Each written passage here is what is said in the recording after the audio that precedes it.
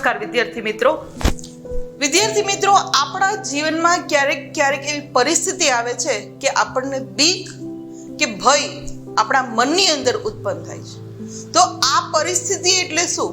તો જ્યારે મનુષ્યના જીવનમાં અચાનકથી જ એવી કોઈ આપત્તિ આવે કે એવી કોઈ પરિસ્થિતિ ઊભી થાય ત્યારે આપણને અચાનકથી ડર લાગે છે. તો આવી આપત્તિ અને વ્યવસ્થાપન છે એ આપણા કુદરત તરફથી પણ મનુષ્યને એમ કહેવાય કે ભય અને બીક પેદા કરતી અમુક પરિસ્થિતિઓ ઊભી કરે છે. તો ચાલો આજે આપણને કુદરતી રીતે ઉત્પન્ન થતી આપત્તિઓ વિશે માહિતી મેળવીએ.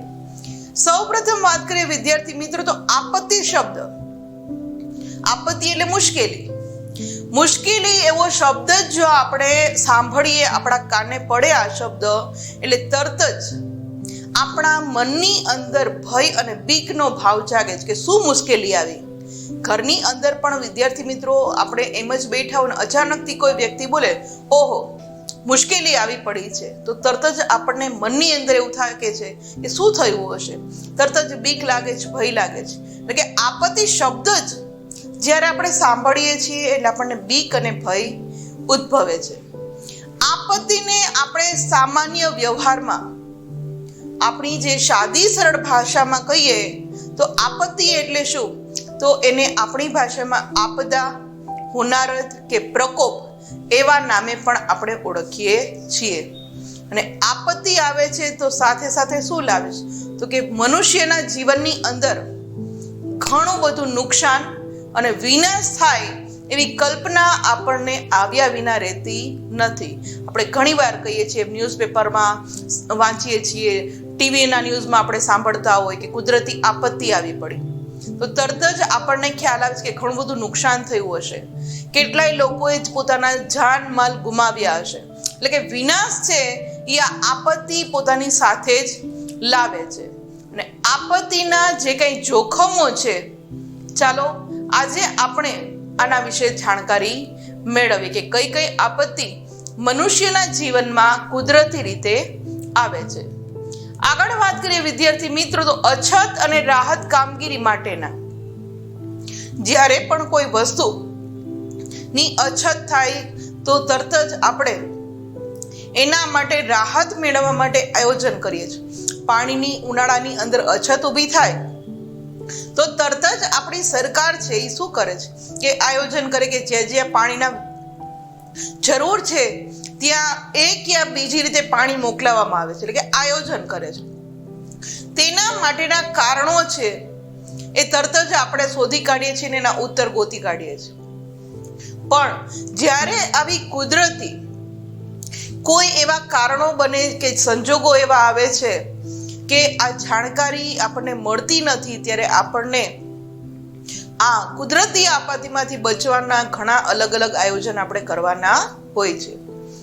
આપત્તિ વ્યવસ્થાપન માટેના તજજ્ઞો જે કંઈ હોય છે, આપણે જેને પર્યાવરણ વિભાગવાળા કહીએ છીએ કે જાણકારી આપે છે આપણને હવામાનની, તાપમાનની બધી, તો આ ક્ષેત્રના આપત્તિ વ્યવસ્થાપનના વિદ્યાર્થી મિત્રો જે તજજ્ઞો છે એ આપત્તિઓને બે વિભાગની અંદર વહેંચે છે.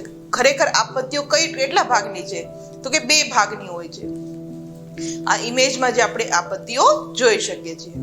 હવે આપત્તિઓ જે બે ભાગ કહેવામાં આવે છે એમાં પહેલો ભાગ એટલે કુદરતી આપત્તિઓ. કુદરત દ્વારા જે આપત્તિઓ આવે છે એની વાત કરીએ તો ભૂકંપ છે, જ્વાળામુખી, દુષ્કાળ, દાવાનળ, પૂર, સુનામી, વાવાઝોડું, આ બધી જે છે એ કુદરતી આપત્તિઓ છે. જ્યારે આપત્તિનો બીજો ભાગ એટલે કે માનવ સર્જિત આપત્તિઓ.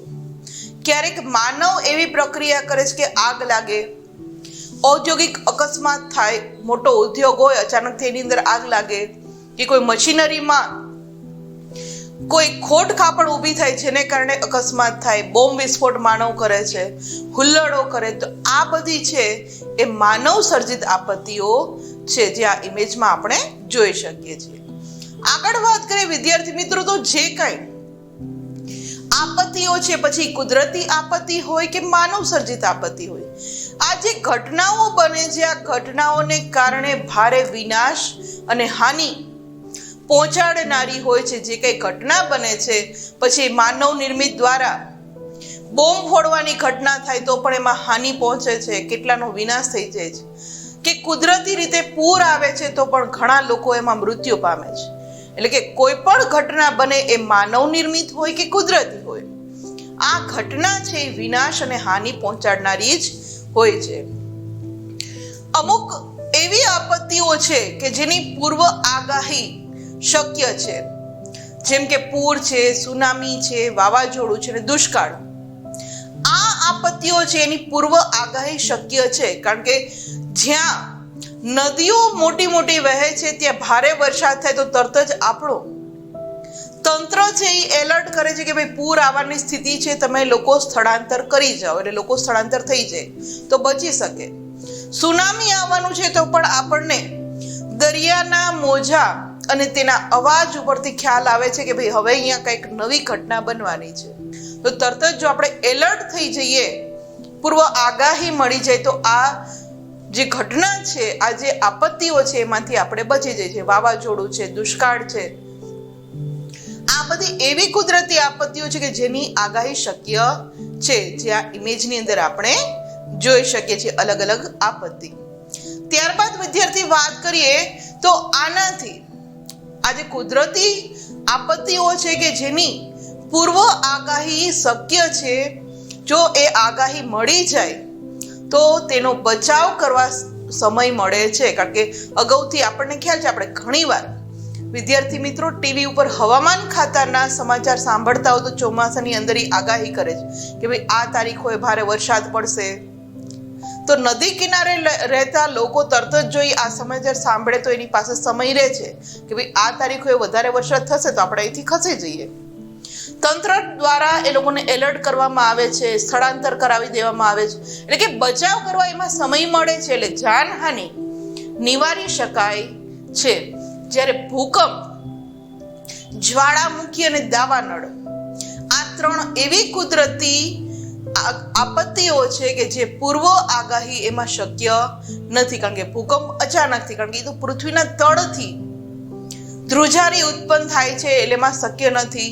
જ્વાળામુખી ક્યારે ફાટે એ શક્ય નથી, કે જંગલની અંદર દાવાનળ ક્યારે લાગે એ આગાહી શક્ય નથી. એટલે જેના કારણે આ જે કુદરતી આપત્તિઓ છે એમાં વિદ્યાર્થી મિત્રો ભારે વિનાશ થવાની સંભાવના રહે છે. જે આ ઇમેજની અંદર આપણે વાત કરી કે અમુક આગાહી એવી છે કે જેમાં તમને પૂર્વ આગાહી શક્ય છે, તો અમુક આપત્તિ એવી છે કે જેમાં પૂર્વ આગાહી શક્ય નથી, જે આ ઇમેજની અંદર જોઈ શકીએ છીએ.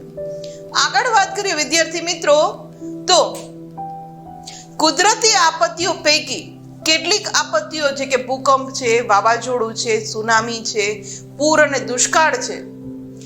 આ જે આગળ આપણે વાત કરી કુદરતી આપત્તિઓ, એમાંથી આટલી આપત્તિઓ વિશે આજે આપણે માહિતી મેળવીશું કે કઈ રીતે આવે છે, કઈ રીતે એનાથી બચી શકાય. આ આપત્તિ આવે એ પહેલા, આપત્તિ સમયે અને આપત્તિ પછી સાવચેતી માટેના કેવા પગલાં ભરવા જોઈએ, ચાલો આજે એના વિશે માહિતી મેળવીએ.